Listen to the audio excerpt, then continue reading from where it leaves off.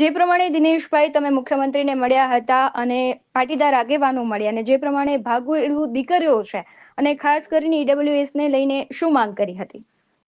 જો નાયબ મુખ્યમંત્રી શ્રી હર્ષભાઈ સંઘવી અને કાયદા મંત્રી શ્રી કૌશિકભાઈ વેકરિયાની હાજરીમાં કાયદા વિભાગના અધિકારીઓ સાથે આજે અમારી મીટિંગ થઈ હતી અને મીટિંગમાં ખાસ અમે જે રજૂઆતો કરેલી હતી અગાઉના સમયમાં કે ભાગેડુ લગ્નની નોંધણીમાં કાયદામાં ફેરફાર કરવામાં આવે અને સાથે સાથે માતા પિતાને આ બાબતમાં એવી તક આપવામાં આવે કે જેને લઈને દીકરીઓના લગ્નમાં થતી છેતરપિંડીઓમાં વાંધા લઈ શકે.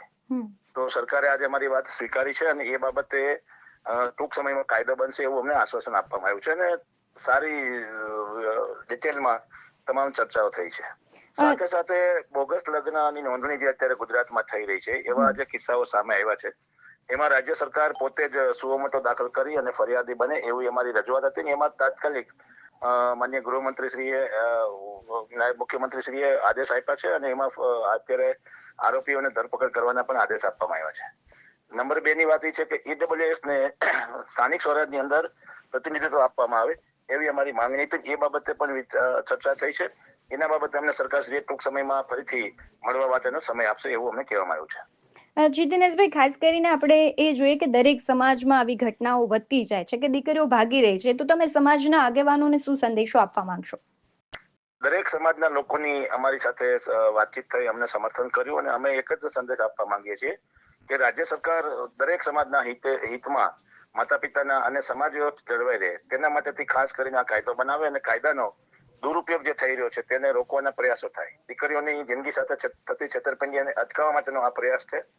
સાથે સાથે મા બાપ પોતે એવું ઈચ્છતા હોય કે મારી દીકરીને સારું સંસાર મળે અને સારું એનો સંસાર ચાલે, પરંતુ જે અત્યારે બનાવો બની રહ્યા છે, દીકરી ભાગી જાય પછી એને તરછોડી દેવામાં આવે છે, સાથે એને એના પોતાના અધિકારો માટે લડવું પડે છે અને પછી એ મા બાપને પણ એ સમાજમાંથી દૂર કરી દેવામાં આવતા હોય છે.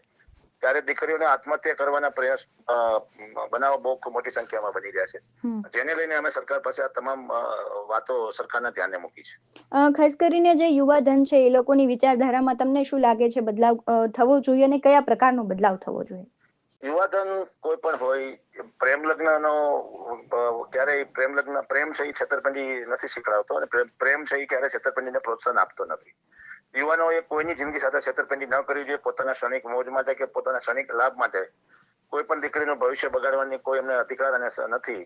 તો એ બાબતે યુવાનો અમે કરી છે કે જાગૃત બને યુવાનો અને પોતે કોઈ પણ છેતરપિંડીનો ભોગ ન બને અથવા કોઈને છેતરપિંડીનો લાભ ના લે.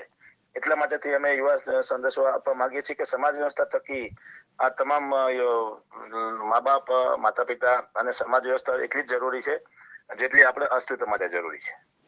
જી દિનેશભાઈ, આપ જોડાયા તે બદલ આપનો ખૂબ આભાર.